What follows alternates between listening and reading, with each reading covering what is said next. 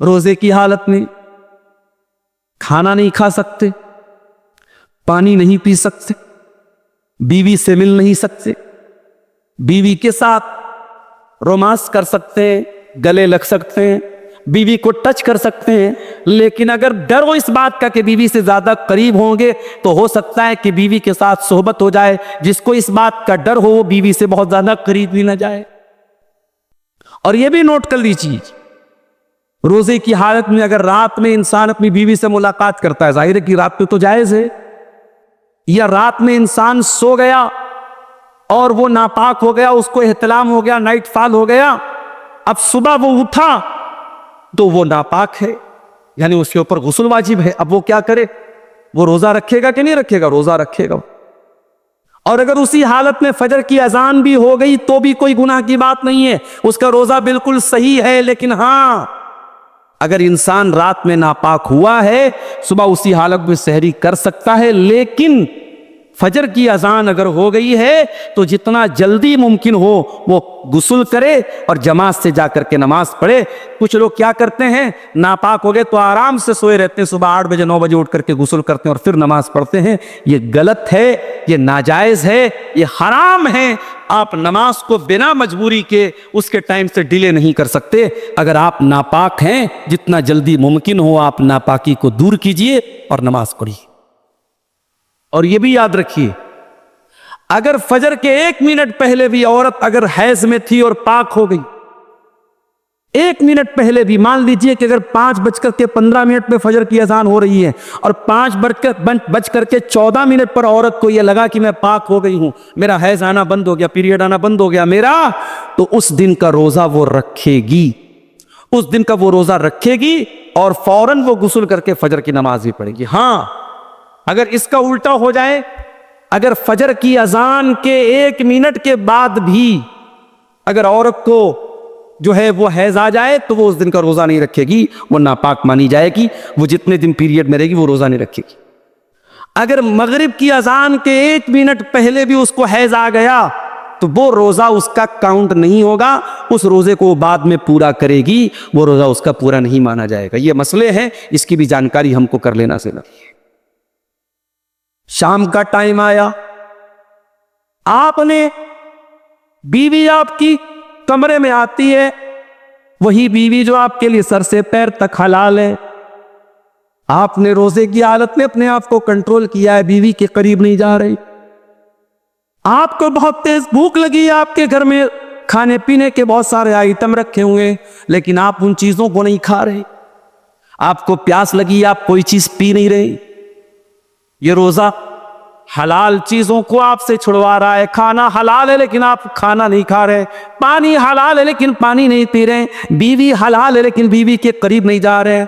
मेरे प्यारे साथियों, ये रोजा हमें ये सबक दे रहा है, ऐ रोजा रखने वाले, अगर तू अल्लाह के हुक्म पर हलाल चीजों को छोड़ सकता है तो तू हराम को भी छोड़ सकता है, और अगर तू हलाल को छोड़ता है और हराम को नहीं छोड़ता है तो फिर तेरे रोजा रखने का कोई मतलब नहीं है। कुछ लोग क्या करते हैं, दिन भर तो रोजा रखते हैं और मगरिब की जैसे ही अजान होती है, इफ्तार करने के बाद पहले सिगरेट का धुआं निकालते हैं, पहले बीड़ी का धुआं निकालते हैं। अरे अल्लाह के बंदे, अगर तुझे सिगरेट भी इतनी प्यारी है और बीड़ी इतनी प्यारी है कि तू मगरिब की अजान का वेट कर रहा था, तो इससे तो बेहतर था तू रोजा ही ना रख, तू रोजा ही ना रखता। तू अल्लाह के लिए हलाल चीजों को छोड़ने को तैयार है तो तू हराम को नहीं छोड़ सकता। मेरे प्यारे साथियों, रमजान हमें चेंज करने के लिए आया है, रमजान हमारे अंदर परिवर्तन लाने के लिए आया है। रमजान ने हमारे सोने का, खाने का, पीने का टाइम चेंज कर दिया है। जो रमजान हमारे खाने पीने सोने का टाइम चेंज कर सकता है, वो रमजान हमारी बुरी आदतों को भी चेंज कर सकता है। वो बीड़ी पीने वालों, वो सिगरेट पीने वालों, वो शराब पीने वालों, वो मोबाइल पर गंदी चीजें देखने वालों, वो बेपर्दा रहने वाली लड़कियों, वो गलत ताल्लुकात में फंसने वाले नौजवानों, अगर अपनी गंदी आदतों से पीछा छुड़ाना है तो उसका बेहतरीन मौका है रमजान। रमजान तौबा का महीना है मेरे साथी। तौबा का मतलब क्या होता है?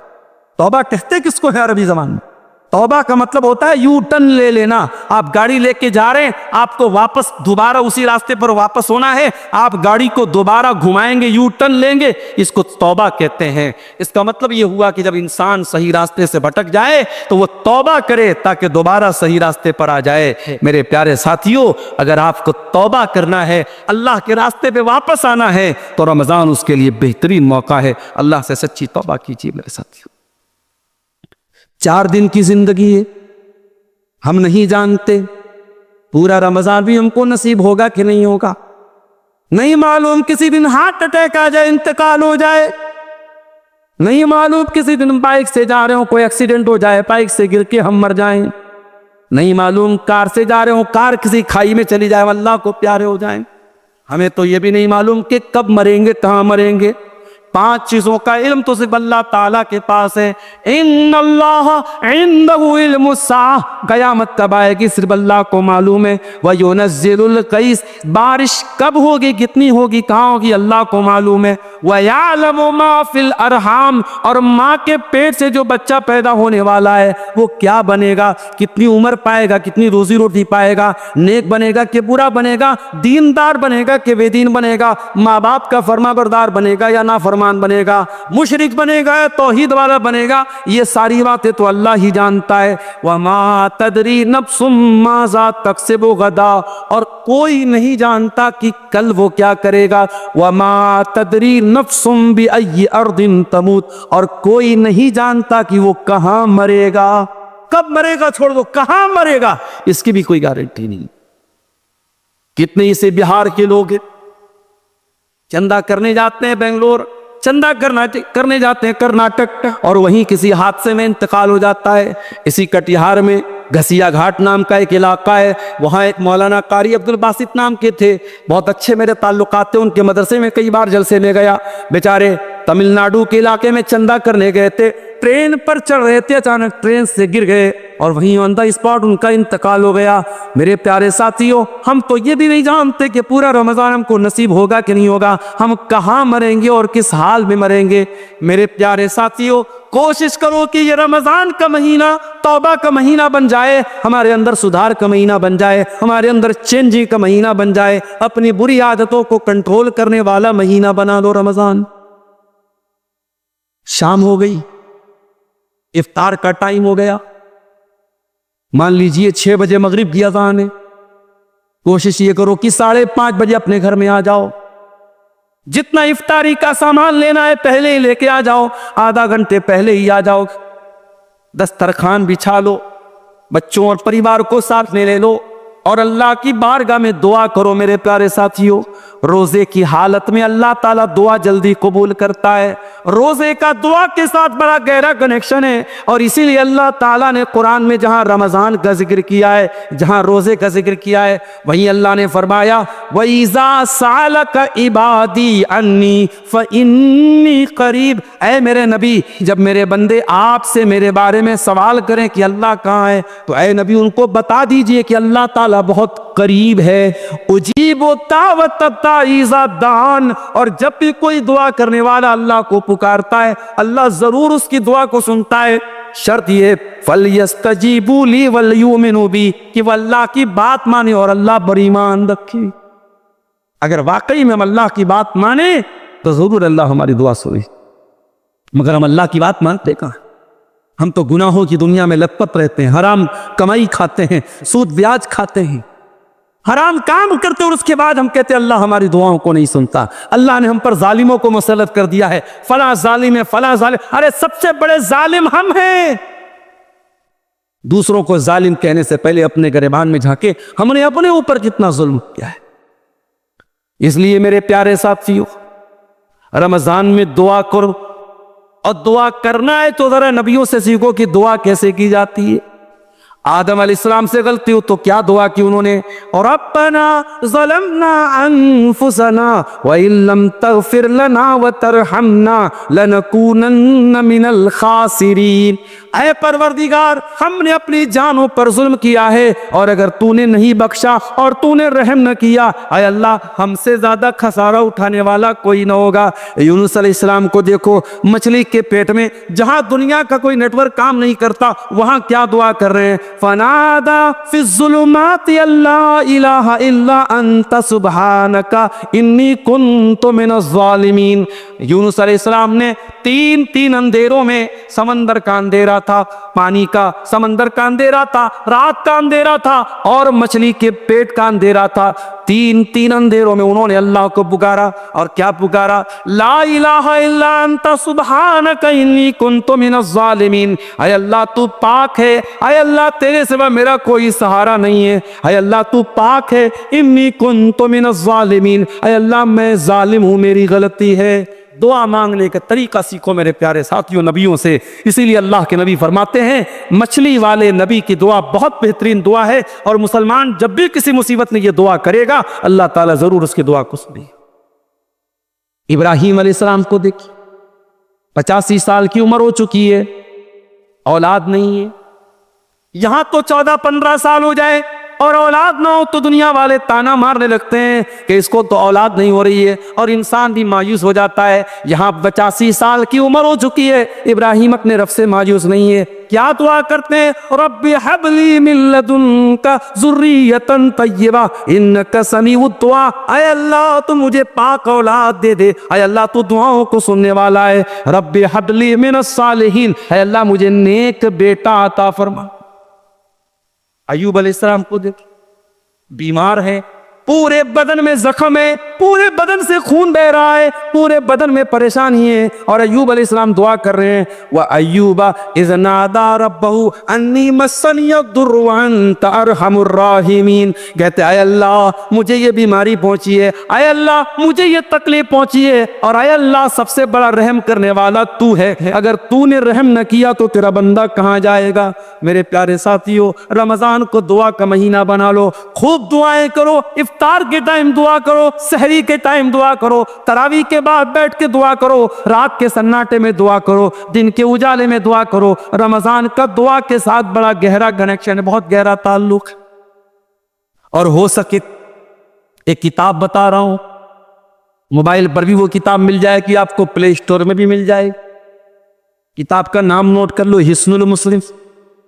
अरब के एक आलिम की किताब है, बहुत अच्छी किताब है दुआओं की, छोटी छोटी दुआएं जो नबी की दुआएं हैं, नबी की सिखाई गई दुआओं को पढ़ा करो।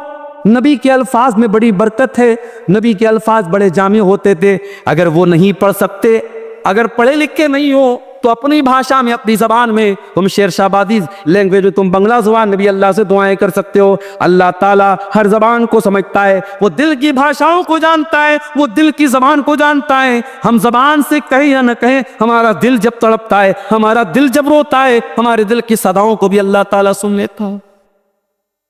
और आगे बढ़िए मेरे बात, इफ्तार का टाइम हो गया, आप इफ्तार करते हैं, बिस्मिल्लाह पढ़ के आपने खजूर मुंह में डाली, खजूर मुंह में डाली, पानी आपने पिया और पानी जैसे ही आपकी हलक के अंदर गया, आपने दुआ पढ़ी, ज़हबज़ ज़मऊ वबतल्लतिल उरूक़ु व सबतल अज्रु इंशाअल्लाह।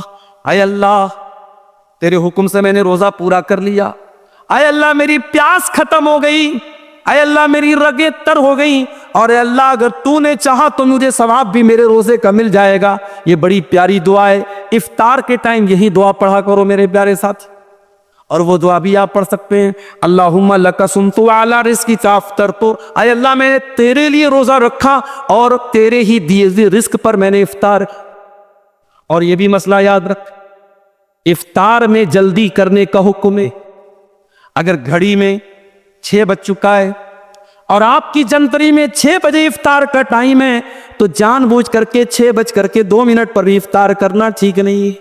अल्लाह के नबी फरमाते हैं ला यज़ालुन्नासु बिखैरिन मा अज्जलुल फित्रा, लोग उस वक्त तक भलाई के साथ रहेंगे जब तक इफ्तार में जल्दी करेंगे। क्या मतलब? जैसे इफ्तार का टाइम हो जाए जल्दी से इफ्तार करेंगे, तब तक लोग भलाई के साथ रहेंगे। बात समझ में नहीं आई? मौलाना साहब, एक आदमी 6 बजे इफ्तार कर रहा है, एक आदमी 6:05 पर इफ्तार कर रहा है, वो 5 मिनट ज्यादा रोजा रख रहा है, उसको तो और ज्यादा सवाब मिलना चाहिए। और आप अल्लाह के नबी की हदीस पढ़ रहे हैं कि जो लोग इफ्तार में जल्दी करेंगे वो भलाई के साथ रहेंगे। पता ये चला कि शरीयत हमारी लॉजिक से नहीं चलती है, शरीयत हमारे दिमाग से नहीं चलती है, शरीयत अल्लाह ताला के और उसके रसूल के हुक्म से चलती है। अगर अल्लाह का हुक्म यही है और रसूल का हुक्म यही है कि इफ्तार में जल्दी किया जाए, तो इफ्तार में देर करना ठीक नहीं है। यह मोजा मैंने पहना है, कपड़े का मोजा हो चाहे चमड़े का मोजा हो, आपको मालूम है उस अगर हमने वजू करके पहना है तो मसा कर सकते हैं मोजे के ऊपर।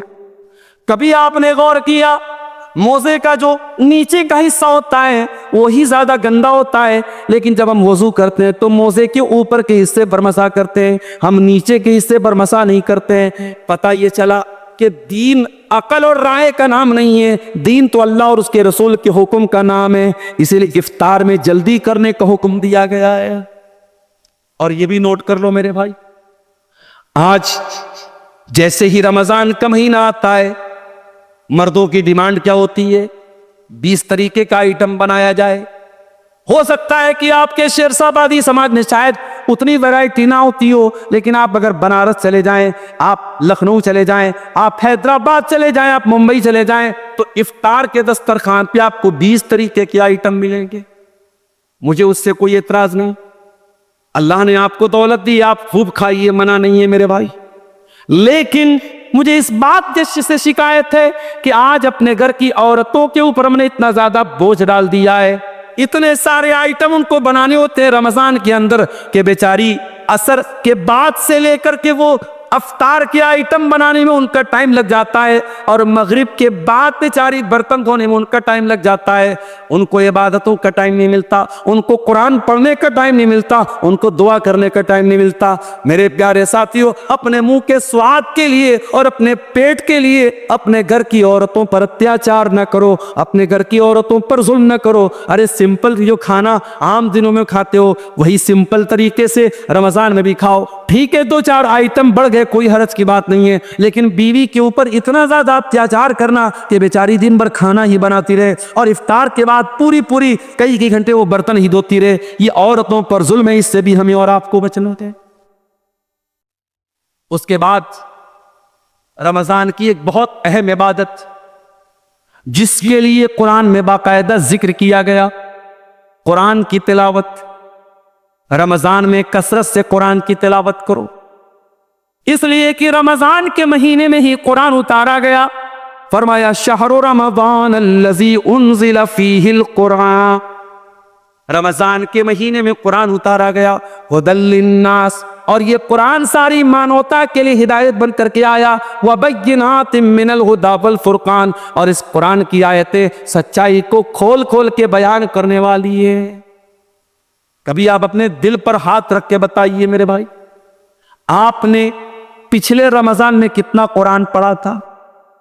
मोबाइल पर आपने न जाने कितनी रील्स देखी थी, फेसबुक के ऊपर आपने न जाने कितना टाइम खर्च किया था, यूट्यूब पर आपने न जाने कितने वीडियोस देखे थे, लेकिन आप अपने दिल पर हाथ रख के बताइए कि आपने कुरान कितना पढ़ा था। बल्कि अगर आप मुझसे पूछे तो मैं एक बात कहूंगा, रमजान में उलमा की तकरीरें सुनिए, मैं मना नहीं करता, मगर तकरीरों से ज्यादा कुरान सुनिए, कुरान पर। रमजान को कुरान के लिए खास कर दीजिए। और आज भी आप देखिए जो हरमैन के इमाम है, जब वो कुरान पढ़ते कितना अच्छा लगता है। शेख अब्दुल रहमान अस्सुलैह जब अपनी आवाज में कुरान पढ़ते, अल्लाह अल्लाह, कितना प्यारा लगता है। शेख सऊद अशरम तो चले गए, लेकिन मौजूदा जो इमाम हरमैन है उसमें एक नाम शेख बदर तुर्की का है, कितना प्यारा कुरान पढ़ते हैं। आप मोबाइल पर हेडफोन लगा के अगर शेख बदर तुर्की की ज़बान से कुरान सुनेंगे और आंखें बंद कर लेंगे, आपको ऐसा लगेगा आप हरम में खड़े हैं, आप मक्का में खड़े हैं, आप मस्जिद हराम में खड़े। वो लोगों तुम कुरान पढ़ो तो सही एक बार। अला बिज़िक्रिल्लाहि तत्मइन्नुल कुलूब, ये कुरान तुम्हारे दिल को जरूर शांति देगा, तुम्हारे दिल को जरूर सुकून देगा। ये कुरान पढ़ के तो देखो, ये कुरान सुन के तो देखो। हमारे दिल इतने कठोर हो चुके हैं, हमें गाना अच्छा लगता है, हमें म्यूजिक अच्छा लगता है, हमें कुरान अच्छा नहीं लगता। हमें कुरान न पढ़ने का मन करता है, न सुनने का मन करता है।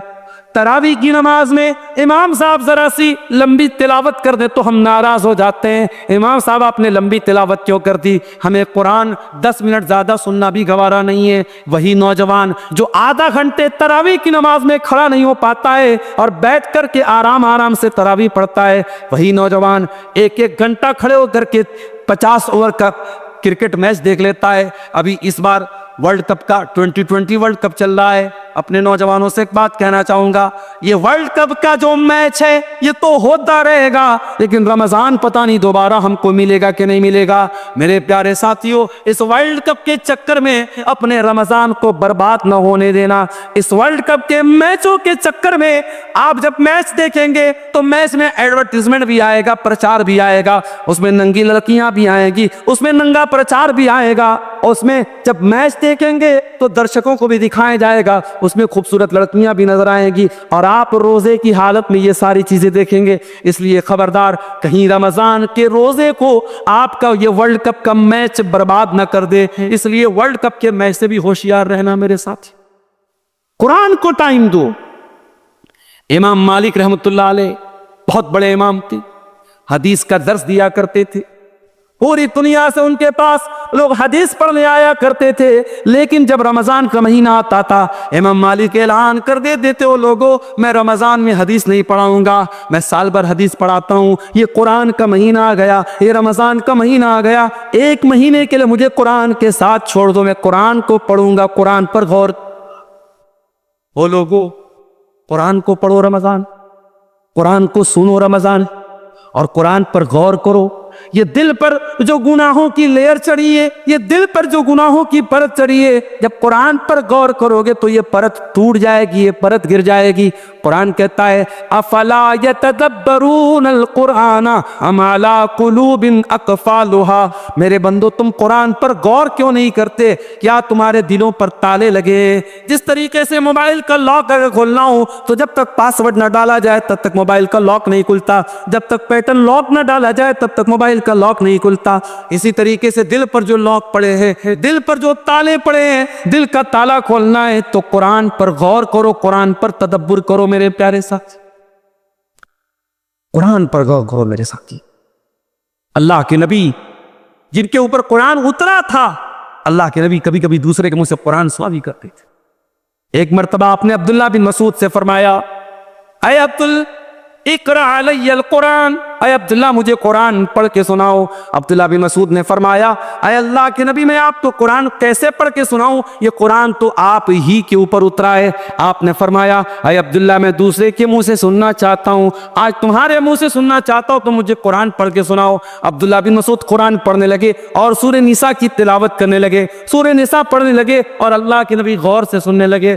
पढ़ते पढ़ते पढ़ते पढ़ते अब्दुल्ला बिन मसूद इस आयत पर पहुंचे, फ़कैफ़ा इज़ा जीना मिन कुल्लि उम्मतिन बिशहीद, ऐ मेरे नबी उस वक्त आपका क्या हाल होगा जब हम हर उम्मत में से एक गवाह लाएंगे। वजीना बिका अला हाउलाइ शहीदा, और ऐ नबी हम आपकी उम्मत पर आपको गवाह बनाएंगे। जब अब्दुल्ला बिन मसूद इस आयत के ऊपर पहुंचे, उन्होंने कहा, वो कहते हैं कि अल्लाह के नबी ने मुझसे कहा बस करो, ऐ अब्दुल्ला बस करो। मैंने नजरें उठा के देखा, मैंने क्या देखा, फैज़ा ऐनाहु तज़रिफ़ान, अल्लाह के नबी की दोनों आंखों से आंसू बह रहे थे, अल्लाह के रसूल रो रहे थे, ज़ारो कतार आप रो रहे थे। वो जो कयामत के दिन आपके कंधे पे जिम्मेदारी डाली जाएगी, उस जिम्मेदारी को सोच के आप रो रहे थे। ओ मुसलमानों, तुम्हारे नबी तो अपनी जिम्मेदारी का ख्याल करके रो रहे हैं, तुम्हें अपनी जिम्मेदारी का ख्याल कब आएगा। आज ये कौम कहाँ जा रही है, इस कौम का नौजवान कहाँ जा रहा है।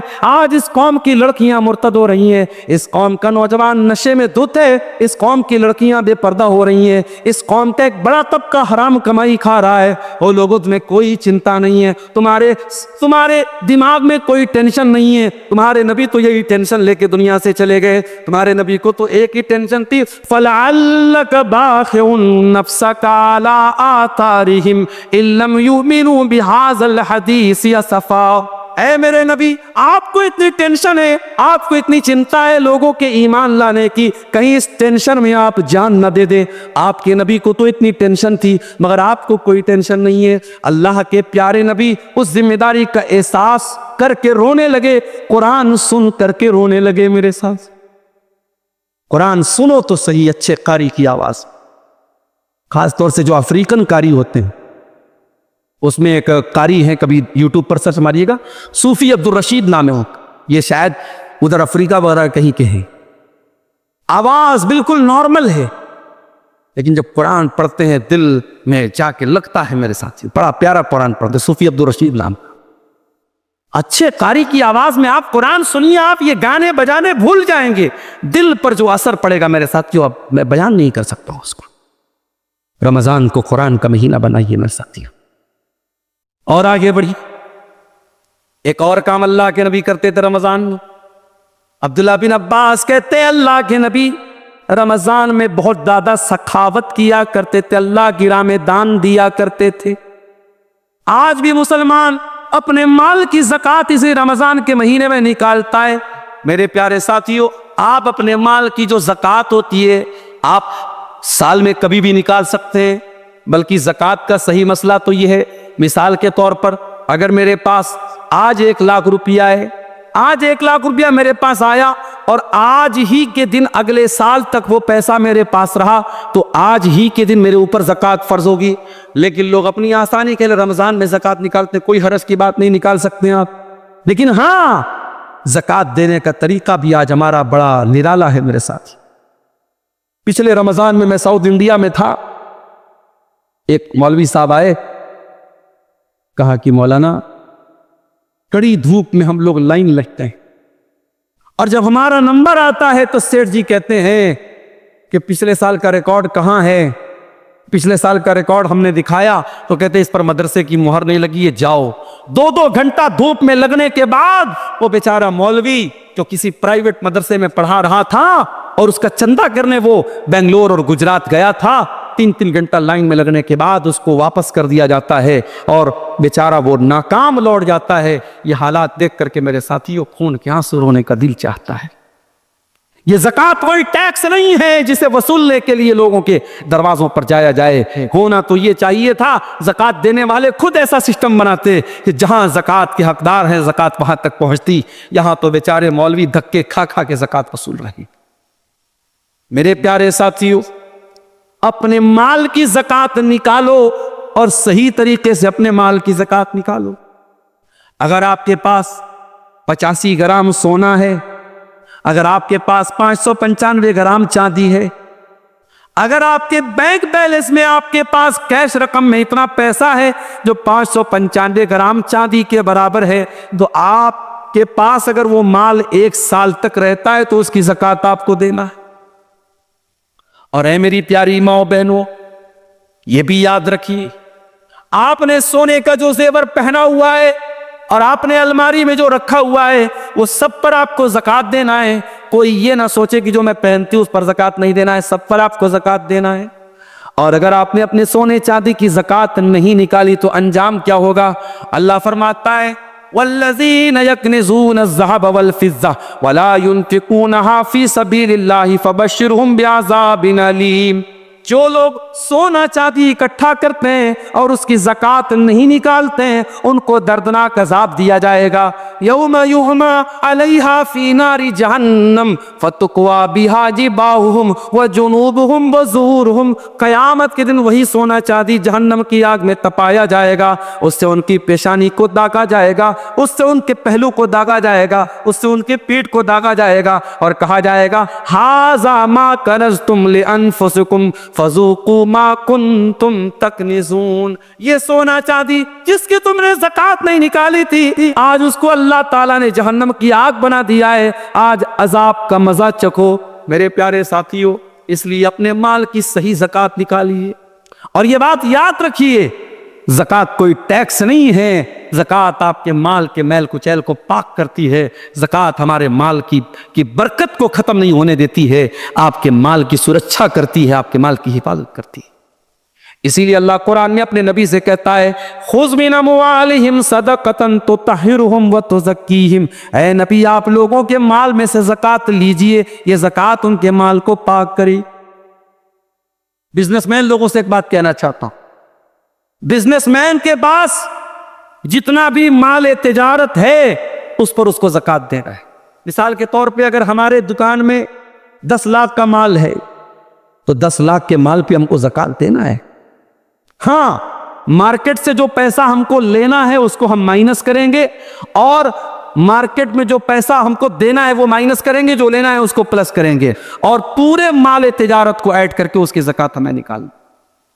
इसी तरीके से अगर आपने कोई ज़मीन खरीदी है और आपने ज़मीन इस मकसद के लिए खरीदी है कि ज़मीन का दाम बढ़ जाएगा तो हम बेच देंगे, अगर आपने ज़मीन को बेचने के मकसद से लिया है तो उस ज़मीन की भी आपको ज़कात देना पड़ेगा। हाँ, अगर आपने ज़मीन लिया है मकान बनाने के लिए, बच्चों के रहने के लिए, तो उस पर आपको ज़कात नहीं देना है। अपनी ज़रूरत की चीज़ों पर भी आपको ज़कात नहीं देना है। 1.5 लाख का मोबाइल आता है, एप्पल का आईफोन आता है, सैमसंग का अल्ट्रा आता है, 1.25 लाख का 1.5 लाख का मोबाइल आता है। 1.5 लाख के मोबाइल पर आपको कोई ज़कात नहीं देना है। 10 लाख की आपके पास 40 लाख की कार है, कार भी आपको कोई ज़कात नहीं देना है। 50 लाख का आपके पास घर है जिसमें आप रहते हैं, उस घर के ऊपर आपको कोई ज़कात नहीं देना है। जो आपकी ज़रूरत की चीज़ें हैं, ज़ाती चीज़ें, उस पर आपको कोई ज़कात नहीं देना है। लेकिन हाँ, जो बिजनेस एसेट है, जो माल तिजारत है, उस पर आपको ज़कात देना है और कोशिश कीजिए कि अपने माल की पूरी ज़कात रमज़ान में निकाल दीजिए। और घर की औरतों को भी कुछ पैसा दे दीजिए कि कोई मांगने वाली आए, कोई ज़रूरतमंद आए तो घर की औरतें भी कुछ अल्लाह की राह में सबका खैरात करें। ये माहौल मेरे प्यारे साथियों रमज़ान में अपने घरों का हमें बनाना चाहिए। अल्लाह के नबी सल्लल्लाहु अलैहि वसल्लम की बीवियों से कुरान कहता है कि ऐ नबी की बीवियों, अक़िमनस्सलात व आतीन ज़कात, तुम नमाज कायम किया करो, तुम ज़कात अदा किया करो। इसका मतलब कि औरत को भी ज़कात अपने माल की देना चाहिए। अगर औरत के पास अपना जेवर है, औरतों को जो मायके से मिलता है जेवर, वो औरत का अपना जेवर होता है। अगर शौहर ज़कात निकाल दे तो अच्छी बात है, अगर शौहर ज़कात नहीं निकालता है तो बीवी को खुद उसकी ज़कात निकालनी पड़ेगी। अगर अपना जेवर बेच के भी निकालना पड़े तो देना पड़ेगा। ज़कात दिए बगैर चारा नहीं है। और अगर हम जानबूझ के ज़कात नहीं निकालेंगे, अल्लाह के यहाँ बहुत दर्दनाक अजाब होगा। मेरे प्यारे साथियों, रमजान के इस मुबारक महीने में एक काम हमें और करना रहता है जिसको एतिकाफ बोलते हैं। एतिकाफ का मतलब होता है अपने आप को मस्जिद के अंदर कैद कर लेना। रमजान के आखिरी अशरे में 10 दिन तक इंसान एतिकाफ करता है, नबी की सुन्नत है। मगर ये मसला याद रखो, औरतें भी अगर एतिकाफ करेंगी तो मस्जिद में करेगी। अगर औरतों के लिए मस्जिद में पर्दे का इंतजाम है, सुरक्षा का इंतजाम है, तो मस्जिद में एतिकाफ करेंगी। और अगर मस्जिद में इंतजाम नहीं है तो औरतों को मायूस होने की जरूरत नहीं है, वो और नेकी के काम करें, उनको एतिकाफ करने की जरूरत नहीं है। एतिकाफ अगर होगा तो मस्जिद में होगा, इसलिए कि अल्लाह के नबी से कहीं और एतिकाफ करने का सबूत नहीं मिलता है। और इत्तिकाफ कौन करेगा? आज तो हालात ये पूरे गांव में कोई इत्तिकाफ नहीं करता है। पूरी अहले हदीसों की बस्ती है, कुरान और सुन्नत पर चलने वालों की बस्ती है, लेकिन पूरी बस्ती में एक आदमी भी इत्तिकाफ नहीं करता है। अफसोस की बात है। मैंने मुंबई में देखा, मैंने कर्नाटक में देखा, मैंने तमिलनाडु में देखा, मस्जिद में 20-20 नौजवान, बिल्कुल हट्टे कट्टे नौजवान, वो आते हैं इत्तिकाफ में बैठते हैं। औरतों के लिए इंतजाम मैंने देखा, पर्दे का इंतजाम है, वो इत्तिकाफ करती हैं। मेरे प्यारे साथियों, जज्बा होना चाहिए आपके अंदर। और इत्तिकाफ वो आदमी, आज हमारे यहाँ कोई करता भी तो कौन करता है? जो बिल्कुल समाज में रिटायर हो चुका है वो इत्तिकाफ करता है। अरे जो बिजनेसमैन है, जो एक्टिव है, जो अपने दुनिया की कुर्बानी दे के इत्तिकाफ करे, वो असल इत्तिकाफ करता है मेरे साथ। ये एक रोजे की हालत में आप इंजेक्शन भी लगवा सकते हैं, लेकिन शर्त यह है कि ताकत का इंजेक्शन ना हो, ग्लूकोज का इंजेक्शन ना हो। नॉर्मल इंजेक्शन भी आप लगवा सकते हैं। रोजे की हालत में आप कान में ड्रॉप भी डाल सकते हैं, आंख में ड्रॉप भी डाल सकते हैं। हाँ, नाक में कोई दवा नहीं डालें। रोजे की हालत में आप खून की जांच भी करवा सकते हैं, लेकिन हां खून चढ़वा नहीं सकते, खून दे नहीं सकते, खून ले नहीं सकते।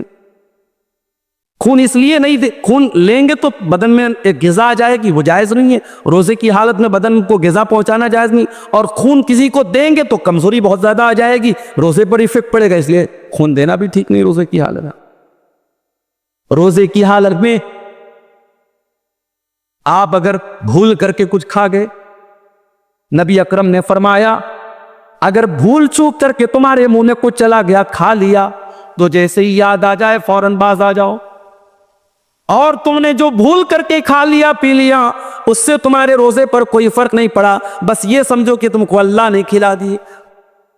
अब मान लो आप घर में आए, प्याले में दाल रखी हुई थी, आपने थोड़ी सी दाल पी ली, फिर आपको याद आया अरे भाई अभी तो रमजान शुरू हो गया है, फिर आपको अब्दुल गफ्फार साहब की तकरीर भी याद आ गई, उन्होंने कहा था अल्लाह ताला खिला रहा, आपने पूरी गटागट पूरी दाल आप पी गए।